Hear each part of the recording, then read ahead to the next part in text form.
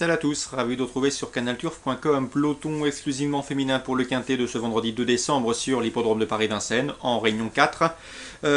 Puisque nous aurons au départ de ce prix Hilda 15 juments tout âgées de 6 ans.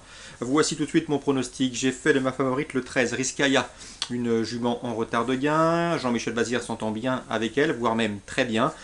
Sachez également qu'elle sera déférée des 4 pieds pour ce bel engagement. Elle est toujours efficace lorsqu'elle peut évoluer pieds nus. Elle a maintenant 2 courses de rentrée dans les jambes. Nul doute qu'elle a les moyens de se mettre en évidence et de s'adjuger une épreuve comme celle-ci. Je lui poserai le numéro 6, Rizona, présenté par l'incontournable Franck Leblanc. La jument a-t-elle aussi été réservée pour le meeting d'hiver. Elle n'a pas tardé d'ailleurs à retrouver la bonne carburation, puisqu'après une deuxième place pour sa rentrée, elle s'est imposée le 10 novembre sur ce même hippodrome de Paris-Vincennes, et ce avec la manière. Une confirmation est attendue, car elle aussi est en retard de gain. On lui posera le numéro 5, Ramona, qui vient de donner une excellente réplique à Rizona lors de leur dernière confrontation commune. Seul bémol pour la pensionnaire et la représentante de l'écurie de Pierre Lévesque, eh bien cette Ramona n'est pas à l'abri d'une incartade, mais Pierre Vercouys s'entend bien avec elle, dès lors une confirmation est attendue.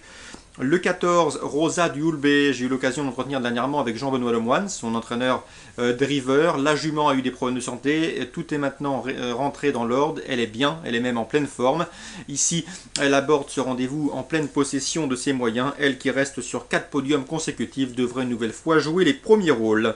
Le 15, Riviera de Cossé, confié à Anthony Barrier pour ce bel engagement au plafond d'égal, sera également déféré des 4 pieds. Une place est largement dans ses cordes. Le 12, Revue de la Vallée, elle reste sur 2 places de 3e. La dernière en date obtenue dans le sillage, à Vincennes d'ailleurs, dans le sillage de Ramona et Rizona. Elle doit pouvoir également viser un accessite. Je retiendrai ensuite le numéro 10, Reine-Hélène. Patrick Martin m'en a toujours dit le plus grand bien. C'est une jument qu'il préserve, qu'il ménage. Il ne lui fait pas mal, mais elle est en belle forme actuellement.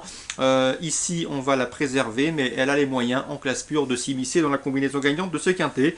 Tout comme le numéro 7, Reka Kérivon. Là, j'ai eu l'occasion de le retenir avec Guy Maillard, son entraîneur.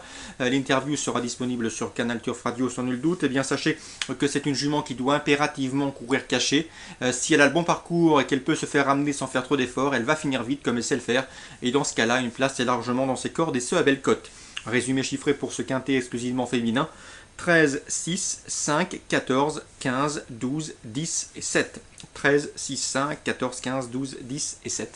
J'ai eu l'occasion d'entretenir avec Jean-Philippe Borodachko, qui présente Super Cash, mais également qui se mettra au sulky du 408 Vaillant Cash, un poulain très estimé qui a déjà l'occasion de briller à Vincennes. C'est un cheval de classe. Jean-Philippe Borodachko l'estime beaucoup, lui qui le drive, mais le cheval est entraîné par Pascal Maliki, tout près d'ailleurs de où entraîne Jean-Philippe Borodachko. Et bien ici on s'attend à une confirmation. Il a gagné facilement la dernière fois. C'est un cheval avec lequel on vise tout simplement le critérium des jeunes courant février. Ici sa place est logiquement sur le podium. C'est un cheval dur à l'effort qui n'a besoin de personne. Et je lui poserai le 404 Very Pleasant, un cheval qui est perfectible, que Jean-Philippe Dubois et Julien Dubois s'efforcent de façonner progressivement. C'est un cheval qui possède une belle pointe de vitesse finale à mon avis. Sur un bout vite, il peut inquiéter tout le monde. Tout comme le 407 Versus, qui reste sur 2 succès consécutifs. Il semble en mesure de confirmer d'ailleurs ses dernières victoires. 408, 404, 407 pour la Réunion 4 à Vincennes, avec une belle course de V à l'affiche. Concernant Chartres en Réunion 2, Olivier Potier est confiant que le 218 Rokir des Apres. Certes, le cheval doit rendre 25 mètres, mais il bénéficie de la décharge de son jeune jockey. Ça doit pouvoir suffire pour faire l'arrivée. Sylvain Dupont m'a dit que le 313 Original Blue était au mieux. La dernière fois, il a compromis un meilleur classement en se montrant fautif peu à l'entrée de la dernière ligne droite, ce qui lui coûte donc un meilleur classement, mais ensuite il s'est bien relancé pour finir.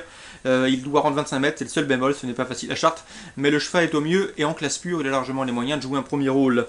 Michael Barré, lui, m'a parlé du 411 Small Feigno, un cheval qui a été préservé et volontairement arrêté au cours des derniers mois afin de préserver et de ménager en vue de ce meeting d'hiver. Il est en forme, c'est un cheval qui vient ici bien s'ouvrir les poumons, ce n'est pas vraiment un objectif pour lui, mais il n'a pas besoin d'être à 100% pour faire l'arrivée ici. Si ça se passe bien, ils peuvent gagner, mais Michael Barré va surtout s'efforcer de le ménager. Mais il faut commencer à le suivre, car le cheval aura prochainement de bons engagements à Vincennes, et lorsqu'il y aura Franck Nivard au sulky, cela sera une course visée.